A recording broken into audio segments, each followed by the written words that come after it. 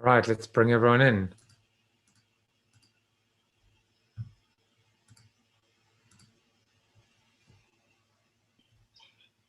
Hello, guys. Hey guys. Did something weird happen with the sound right at the end? I don't think so. It was weird. Everything went very quiet in my ears, and I almost like the noise canceling kicked in for some reason. I was like, "Can you still hear me?" It's called Zen. It's mindfulness. It's meditation. Well, that's what Sweezey brings to the table. Hey, this was an awesome show. It's going to take me the rest of the day to look at my notes and go through everything and think it all through. This was drinking out of a fire hydrant. Thank you so much, Matthew. Hey, no worries, man. Thanks for listening, Tom. Yeah, I'm excited. It makes me feel great when people are like, "Hey, man, we love what you're doing." Like, who doesn't love when people love their work? You know. Hey, and I love that University of Georgia thing on the back there. I'm a UNC Chapel Hill man and a philosopher, so we both trace our roots to Athens in different ways, right? Oh yeah, man. It's my parents live in Bishop right now. Oh, cool, very cool. Yeah, I'm in Wilmington, North Carolina now. I grew up in Durham, so I'm a Southern boy. I'm in Charleston, so I'm just down the road from you. Come on, Charleston's a beautiful place. I was going to ask you, where you like to work? In the primal tree forest, or in the big glass building, or someplace in between? That's a good question. To be truly honest, I like to work where I like a quiet place. Yeah. I don't like big cities. Yeah. And I like the ability to collaborate with other people. So kind of, I guess, somewhere in the hybrid would probably be my preferred. So, what brought you to Charleston? The love for the water. Long story short, my father's from Sag Harbor and my mother's from a tiny town where our farm is. And I grew up with all my father's stories of growing up on the water, of, being able to canoe across, when he was a kid, when he got older, of like, I just took the rowboat to the bar, and, all those beautiful stories of my father's life. And so I realized I'd never gotten to live on the ocean full time, and I really wanted to surf. And so I decided to make a change and move to the ocean and learn to surf. And now it's my favorite thing, and I do it all the time. Hey, that's awesome, man. And it opens you up as a thinker too. I mean, that's why I live in Wilmington. People sometimes say it's the smaller Charleston. And I met Pat Conroy, the novelist, got to know him a little bit right before he died. And the water played such a big role in his sensibilities and his creativity and all that. And I think it means I live a mile back from the ocean, but I can see it from parts of my yard. And it just, it wakes me up and calms me down, and it does all kinds of things for me. So good for you. There's a therapy about the ocean, and I've thought a lot about this. So I try to figure out, like, why does surfing make me feel so good? Yeah. Right. So there's this question of if you ever talk to a surfer, you'll probably hear us tell you that it's our favorite drug, right? There is no better drug for us than surfing. Absolutely. And when you think about why would that be the case, I think it's multiple factors. One, I think it has to do with the chemical composition of the water. There's something with the ions and the salt and all of that has a lot to do. I think then there's their physical exertion of, we all know the chemical reaction of a body when it, under exercise, it produces the dopamine. That's a positive thing. I think the third thing to me is the vista. It's very rare that we as humans have a vista that's completely open, right? When we fly, we look out the window and we're mesmerized because it's open space. Yeah. When you sit, if you're from the East Coast or if you're from any city, it's very rare that you have a pure, unobstructed horizon line for as far as you can see. So when you're sitting on that surfboard and you're out there floating, all you see is nothing. So I think it's a very calming. It allows the brain to kind of reset. And I think the fourth thing is the fact of, there's got to be some connection between energy and human, because a wave is a physical form of energy that you are then harnessing. So I think there's combinations of reasons of why I love it so much. You're so right. There's multiple levels. My workout partner for 10 years now is a surfer who goes out 300 and some days a year. I mean, he goes out that much. And I was introduced recently to another philosopher. His name is Aaron James. His book is Surfing with Sartre. He's a surfer, and he uses the imagery of surfing and the experience of being a longtime surfer to integrate with philosophy, what he's learned from some of the great existential philosophers. It's a book you might enjoy. Joseph would be proud of me not holding up one of my own books today, which I usually try to do. That's great. I'm proud. You are evolving slowly but surely. It's not 1:30 yet. Yeah, right. somewhere. Who said Now, that? that was Farnham. Now, I will say two things actually. The first thing is Sweezey and Morris, you should go back into the archives and watch one of my favorite episodes of the show with Sean Thompson. Sean Thompson is considered to be one of the top 10 surfers of all time. He's a Hall of Fame surfer. Oh, yeah. Just the most beautiful, beautiful man, beautiful story, had a lot of had tragedy in his life. And now he's created this thing called I Will. It's like the code. It's just he's a brilliant guy, and he's a surfer as well. And the other thing is got to welcome Mr. Mark Masters. Oh yeah, there he is. Hey man. Hold on, here we go. Hello. I've only just tuned in just so I can see Tom's face and listen to his pearls of wisdom. Hello from the south coast of England, everybody. I was going to ask where you are today, south coast of England. Oh, yeah, because last time I was chatting to you, I was in the north of England. Okay. Now, north of England is a very bleak place at the minute with lockdown. So I am from the south coast here. So we're back at home now. Good. From when I last saw you. This is what outside looks at 5 o'clock in the evening here in the UK. By the way, Joseph, why is this earlier? I just saw it pop up. Why is it earlier? Yeah, so I'm basically in December going to move the show to 12 noon. And the reason is because I want to take advantage of lunch break. You know, on the East Coast, 12 to 1, 1 to 1:30 for for the after show. You know, on the West Coast, it's 9 in the morning.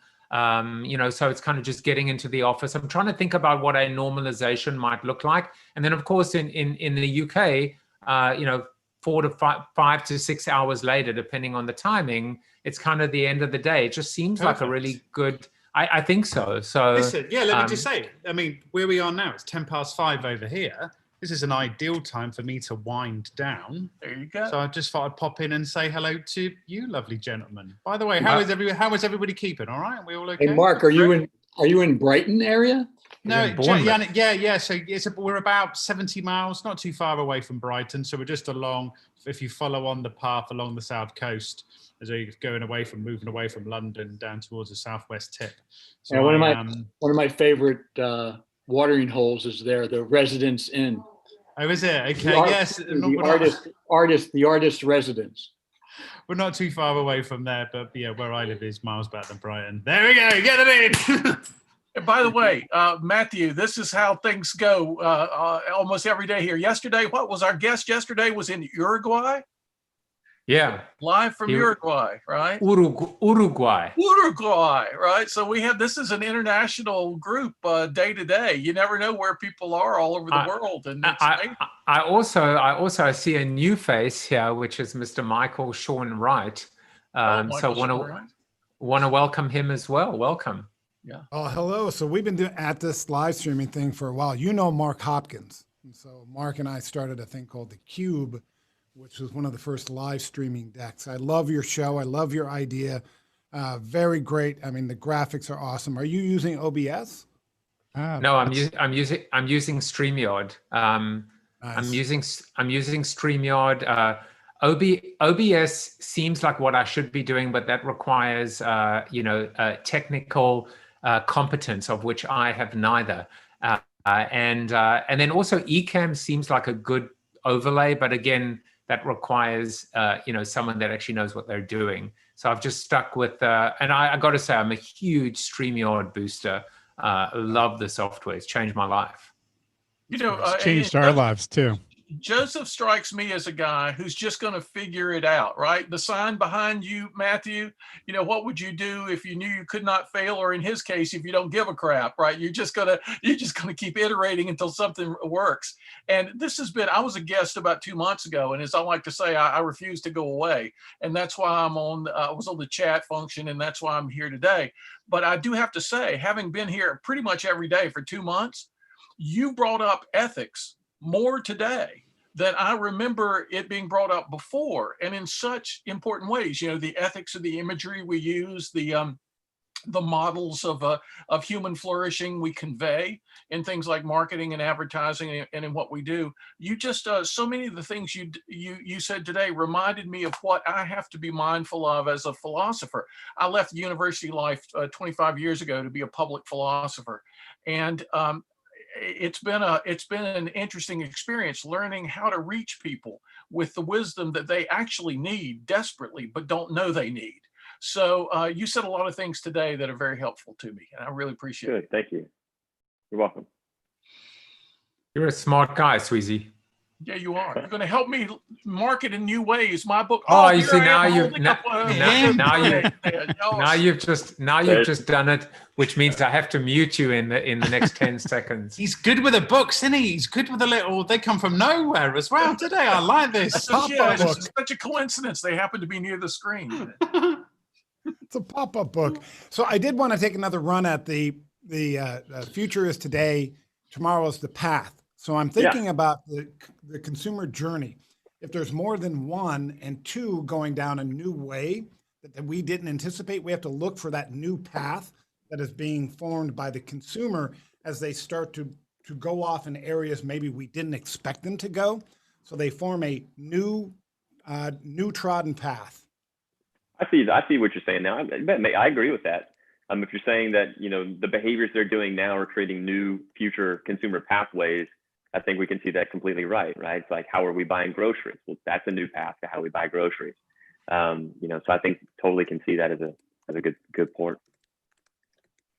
But yeah, when you dive down that futures today, just start looking at a lot of things around you, because they're representative of our environment today, which is very different than normal life is going to be tomorrow, because they're constricted for reasons of safety. And once those constrictions go away, we will revert back, not completely, but we will revert back to a certain degree. And I think to the degree is a debatable topic of, how much do we revert back, right? So a couple of basics. E-commerce is, we didn't project that consumers would consume this much on e-commerce until at least 2025.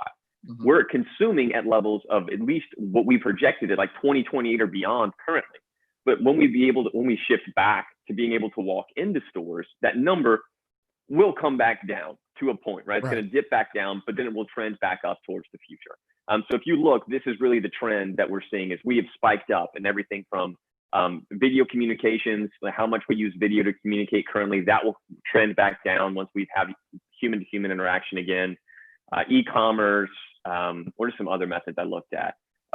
New aspects of fashion, right? Mm-hmm. It's like, when was the last time that the entire globe put on a new aspect or piece of fashion, right? We put that on now. We will not have to put that on, hopefully, for the eternity, right? There'll be a point of time when we don't put that back on. But that doesn't mean that in the future, that doesn't become a solid piece of all, what if the environment actually around us changes and the air quality gets so bad in the entire world that everyone has to wear a mask for a reason, right? There's interesting things you can play with when you think about it that way of what is spiking, how will it go back down, when will it pick back up?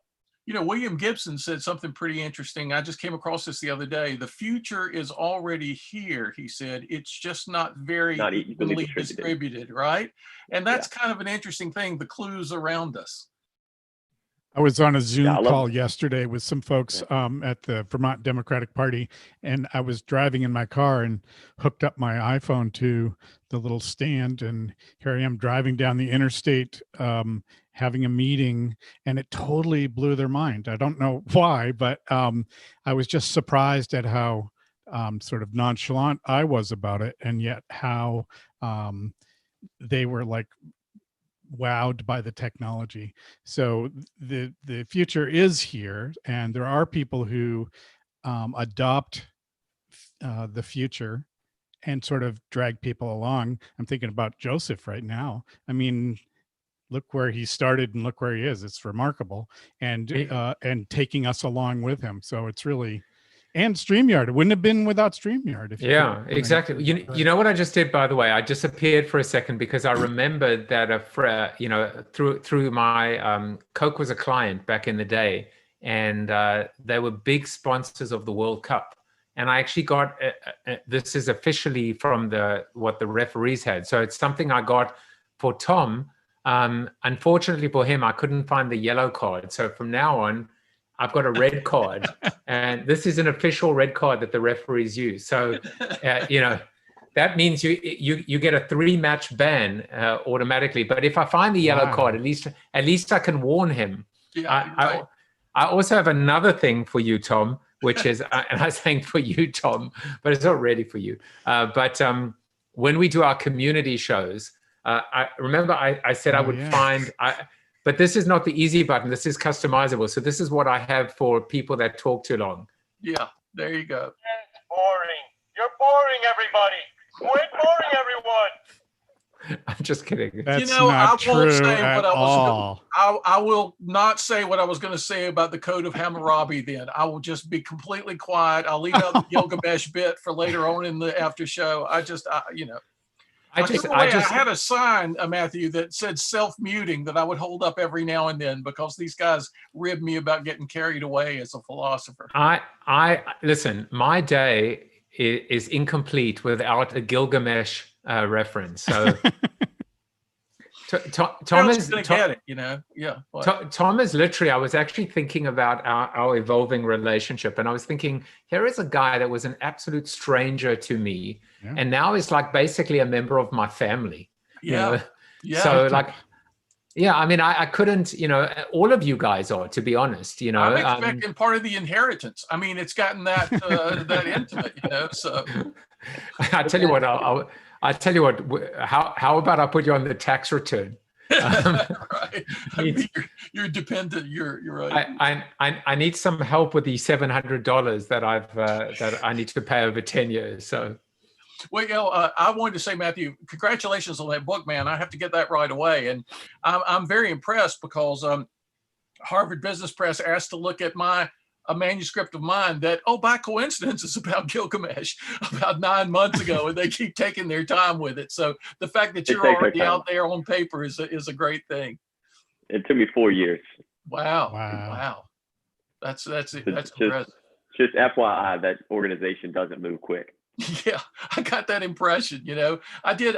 Nobody in my family had ever gone to college, and I got a full scholarship to go to Chapel Hill, and then I went on to Yale. And so I dealt a lot with the Ivy League presses for a while. My academic work was published through Oxford and Cornell and places like that, and they're so slow. I mean, you give them a manuscript, and 2 years later they say, okay, we think we'll do it, but could you make these 3,700 changes? And then 2 years after that, the book comes out, and then the world has moved on. Meanwhile, so you got to be writing a real classic. That's an interesting commentary that we could bring up, which is what is the future of education and educational institutions, and are they really adapted to the modern world? Right. Because if you can't even, if part of the institution is to create knowledge and it can't even create knowledge at the pace to keep up with the current society, then you'd have to ask the question of, is it delivering the value supposed to? And the answer we just said was not necessarily. Right. So, when you start to look at like, what is the future of those things? And to me, a lot of these all converge, right? So I put on my hat and I say, what does the world look like? How are those things? And I go back and say, how does this affect, the thing that pays me money? Like, how does this then, affect, businesses and marketing and these things? And when you look at the notion of, so one of my colleagues, his name's Phil Comarny, and we brought Phil in. I think he was head of technology at Arizona State University. He wasn't head of technology. He was instrumental in what they did. And here's the really cool thing that he figured out, which was the notion of micro-skilling, which is to say that when we looked at completion rates of degrees, what they realized was there was a percentage of people that were not able to obtain their degree. And when they didn't obtain their degree, it was very difficult for them to obtain that degree because of coursework, because they were missing credits. You didn't have these credits. And the only way to get that credit was to take this class or this full course. But the reality was they didn't need the full course. They only needed small chunks of information out of those courses that they would provide. Yeah. And so what they did was they said, well, rather than saying you need to have this many course hours or you need to have this many things, they broke it out into micro skills and said, here are the 20,000 things that you need to learn. And then each course was broken out to match against those micro skills. So now what they did is an empowerment. They said, you don't need 4 credits, you need these 5 skills, which takes 10 hours to gain rather than 6 months to gain and $20,000. when they changed to that, they were able to dramatically increase course completion and degree completion rates because they changed the way they thought about these things. Well, Phil's now working with the White House to try to figure out how do we do this at large scale? Like, how do we really rethink about education in terms of micro-skilling? You take this same concept of micro-skilling and you apply it to what we talked about with employee experience, and you apply it to customer journeys. And you say, well, what if we then look at this as saying, you employee, right, we need to upskill you. Here's the different things, here's the skills that you need to reach the next step. And then we create internal LMS systems or learning management systems. So you're just literally going in and getting 10 minutes, you're getting this skill, to getting this skill, getting this skill. If you blow this up, what happens is we change the marketplace of how businesses hire. Rather than saying, give me your resume, a business will then say, here are the 13,000 skills that this job requires. Then we can match people and jobs and people in a much better, more efficient way that's not subjective, that is much more ethical and empathetic, because it's not saying, what is your name? How well did you write this resume? Did you put the correct keywords in? It's now based on, do you actually have the skill set to accomplish the task at hand? So some interesting things that you can extrapolate out of that thought. I want to build on two things, because I think this is a fascinating discussion, and it's really the convergence of two critical areas. One is education or skills, right? And the other one is the whole employee engagement and the attraction of talent. And a couple of things that have come up in the last week or two on the show. One is, I remember when I came to the US in '97, doing this it was called the Account Executive Training Program at Ogilvy, and I had Faith James on the show, and she actually spoke about how they sent her to South Africa as part of the management training program. So this was a different time, a different day, a different age, when companies really invested in skills, and not just skills, but at an incredibly high touch level. Now, companies are barely investing in skills and in training, and even more so because they know they're probably going to lose that person or lay them off. And I was thinking, through what you were saying, Sweezey, with respect to technology that can rinse and repeat and replicate at a low cost, but highly effective manner, that clearly is one advancement or one aspect. But the other one, I was thinking, a very interesting twist, is that companies the only way they might be able to attract talent now is to say, we will offer you these skills, we will upskill you, this will be almost part of the package, that you will get your compensation and you will get your bonus and you will get your package, but you will also get these skills, which you can then take with you and add to your resume. It might be just an interesting little flip on that. Mm-hmm. But I was thinking, this is where these two worlds, right, talent acquisition and education, have to come together. Oh, let me continue on that thought. So if we go back to that, jobs to be done framework and the concept of a customer journey, and back to that notion I brought up was, PR was the impetus for HR. Now HR needs to be the impetus for EX, right? It's now we need to focus on employee experience. And when we start to look at an employee experience, what is the job to be done that we, corporation, fulfill for you, employee? And then how do we get that out? And then you end up with that journey, and then you have micro-skilling along that journey. But then if we go to the far end of what is super progressive with businesses right now, is outcome-based concepts. Outcome-based selling methodologies, outcome-based pricing and pricing methodologies, outcome-based customer experience methodologies. Well, what if we did outcome-based employment methodologies? What is your desired next step as an employee? And let's agree on that, and then put you down that pathway to get that, as to your point of a way to retain and attract talent. Because you're not only just saying, we know where you are. Now it's a much better planning tool, because I know where you want to go. I know where you are on that path. I know how to get you there more efficiently. Now it's it may be a better way to think about how we deal with employment and staffing. Mm-hmm. Yeah, that's very. And it's a conversation that has come up a lot. By the way, just as a little meta aside, one of the biggest traps that you have as an author, and Tom, you probably have experienced this. I'm sure you have, Sweezey, as well. Is that you always say when you're talking, when you're being interviewed from a media context, you always go, and in the book I say, this, and even when you're being interviewed about the book, you'll keep referencing the book, and it's actually what's known as a media training faux pas. It's a huge mistake. They tell you never ever to keep quoting and citing the book, but you can't help it because it's so much a part of you. You're not really plugging the book at all. You're just trying to create these anchors and be able to tell people that, no, I know you are. What I'm doing now, what I realize is I'm doing another faux pas, which is I keep saying, and in last week, I had this person on, and then I had that person on, and this is a common thread, and I don't mean to, but anyway, so in the last few interviews, what I've found is I've been asking these questions with these CMOs that I've been interviewing about, have we seen the end of lifers? That the concept of a lifer at a corporation is just a myth. It's just not something we're going to see anymore. And of course, they all pushed back because they had to. But when talking to Mark Pritchard at P&G or Deborah Wall at GM, the leaders of the company, Mark Pritchard himself, when we look at GM, they're all lifers, and so there are clearly exceptions, right, to the rule. But I do think that one of the things that has to, that companies have got to be able to deal with is the fact that, look, not everyone is going to be Mary Barra who ends up running GM. Most companies are going to have to accept the fact that talent is like sand, through your hands, that you can't really, I think maybe the first law or lesson has got to be accepting the fact that talent is fluid and temporary and transient.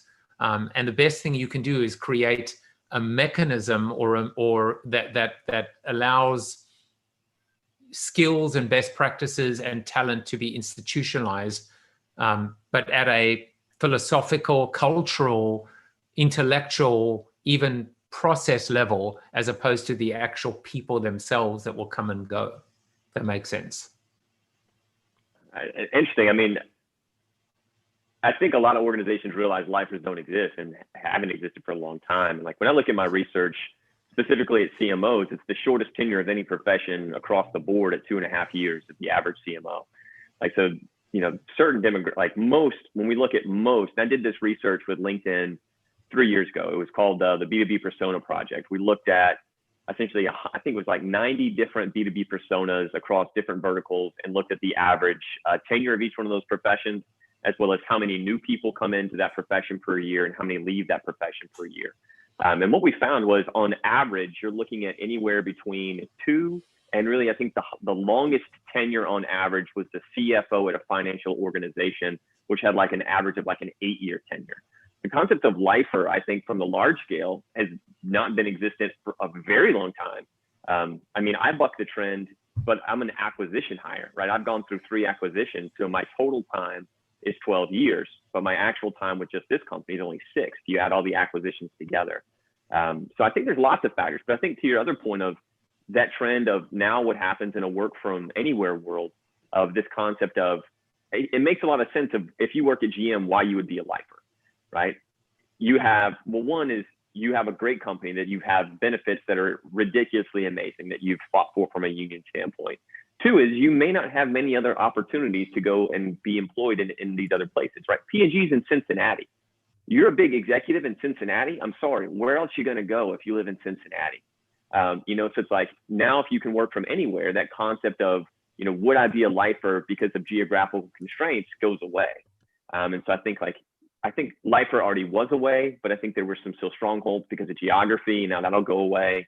And then you bring in this gig economy concept of what happens when we may not even hire people like we traditionally think of hiring people. You may just be able to gig out a lot of work and have these much more fluid systems of employment. And I don't know, there's a lot there, but I'm pushing back on the concept of lifers haven't existed for a very long time. And I don't think they have. I would also add that if you look at, I grew up in the advertising business, so ad agencies themselves are transient places because you can't get employed or you can't get promoted as fast as if you stay in one agency. So if you start out as an account executive and then you move up to account soup, there's other agencies that want you and they will pay you a lot more money to come and they'll give you a promotion. And so specific to, and this is in my tenure, more specific to males than to females. My male buddies would always take the job offer. They would go in and negotiate a bigger package, a bigger salary. And then 2 years later, they do the same thing to another shop. And, or they would going to go to the brand, and they would do this in 10 years. They would have 5 jobs and now they would be a senior vice president.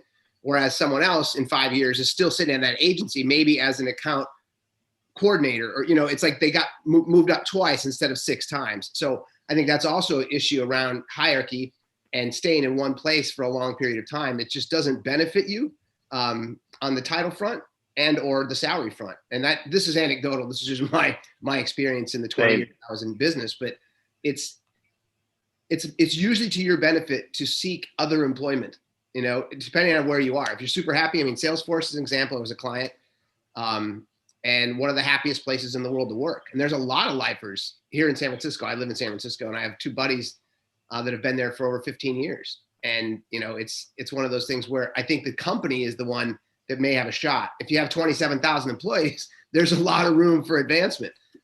If you have 100 in my agency, as an example, there's only so many places you can move.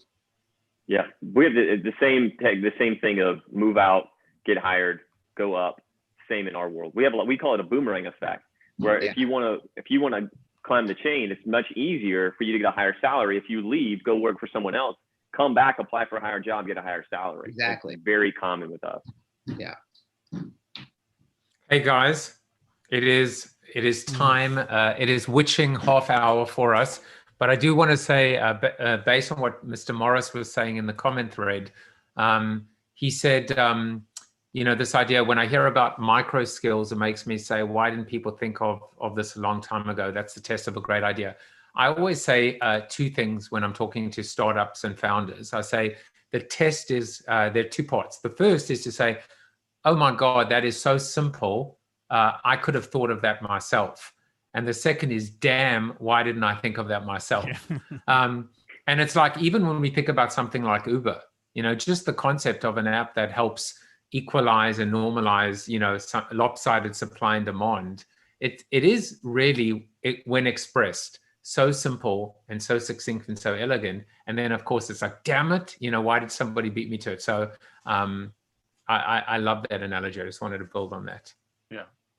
All right, Sweezey, you are now part of the Tom Morris Club, which means you can keep coming back whenever you want. You're very, very welcome here amongst our little family, expanding family. It expands, it contracts, but the regulars stay regular, and that's why we like it. It's intimate, and it's deeply philosophical. Thanks to I'm withdrawing the red card, by the way. He gets to come back. I think that's the way it's always got to be. I give him the red card and then I take it back. And the cool thing is, but some people were going to have to miss today, the show and the after show, and they'll watch the show later, but they couldn't be with us in the after show. And the community is such that they wrote letters, emails to us saying, oh, I'm so sorry I can't be in the after show today. I really regret it. We think, wow, we've got a pretty good little clubhouse going that people are, you know, letting us know and all that.